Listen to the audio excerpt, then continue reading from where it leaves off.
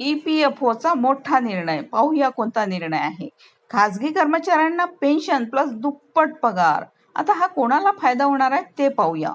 EPFOचा निर्णय काय आहे ते आपण आता पाहूया.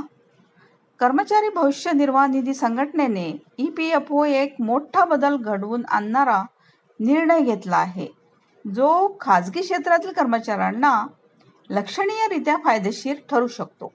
एका ऐतिहासिक घोषणेमध्ये सरकार EPF कायद्यांतर्गत पेन्शन योजना आणि पगार रचनेत मोठे बदल करण्याचा विचार करत आहे, ज्याचा उद्देश निवृत्तीनंतरची चांगली सुरक्षा आणि सक्रिय सेवेदरम्यान हातात पगार सुनिश्चित करणे आहे. या निर्णयामुळे भारतातील लाखो कर्मचाऱ्यांना आर्थिक दिलासा आणि दीर्घकालीन फायदे मिळण्याची अपेक्षा आहे. तर EPFO या पेन्शनमुळे कोणाला फायदा होणार आहे? EPFOचा नवीन निर्णय काय आहे ते आपण पाहूया. तर EPFO दुहेरी लाभ योजना सुरू करण्याची योजना आखत आहे, ज्यामध्ये हे समाविष्ट आहे. पात्र खाजगी क्षेत्रातील कर्मचाऱ्यांसाठी जास्त मासिक पेन्शन, काही श्रेणींसाठी मूळ वेतन रचनेत दुप्पट वाढ, नियोक्ता योगदान सूत्रातील समायोजने, EPS कर्मचारी पेन्शन योजना अंतर्गत उच्च पेन्शनसाठी पात्रता निकषांमध्ये शिथिलता. तसेच निवृत्तीनंतरच्या लाभांच्या बाबतीत केंद्र आणि राज्य सरकारी कर्मचाऱ्यांच्या बरोबरीने मिळावे यासाठी खाजगी क्षेत्रातील कर्मचाऱ्यांकडून वाढती मागणी, यामुळे ही सुधारणा घडवून आणली जात आहे. आता EPFO बदलाचा फायदा कोणाला होईल?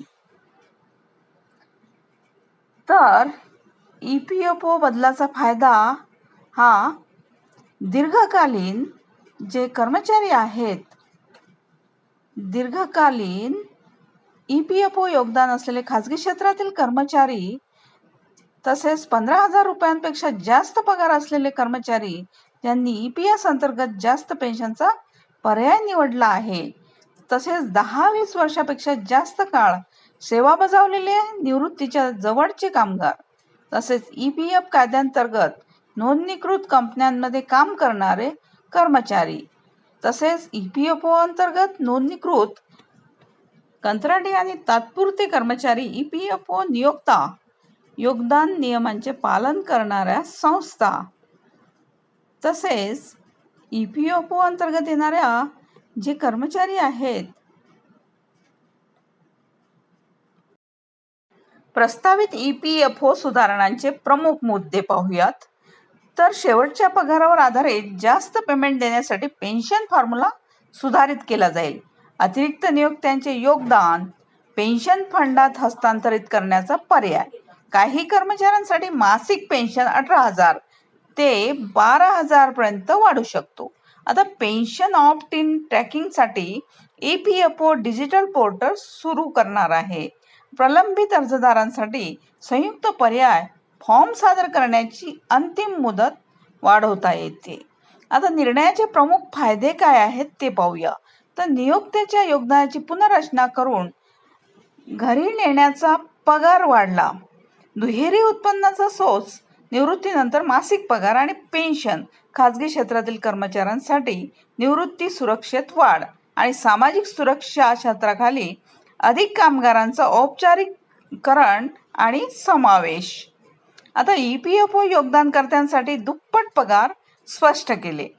तर नवीन योजनेतील सर्वात चर्चेत असलेला घटक म्हणजे दुप्पट पगार ही संकल्पना. हे पुनर्रचित वेतन स्वरूपाचा संदर्भ देते, जिथे अधिक पारदर्शकता आणि पेन्शन पात्रता दर्शविणारे मूळ वेतन वाढवले आहे. भत्त्यांमध्ये सुधारणा, परिणामी एकूण पगार रचना वाढली. PF कपात वाढते, पण नियोक्त्यांचे योगदानही वाढते. निवृत्तीनंतर अधिक पैसे हातात असलेल्या उत्पन्नात अल्पकालीन समायोजनासह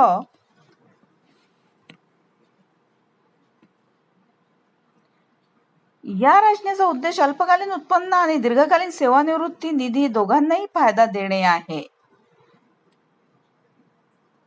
थँक यू.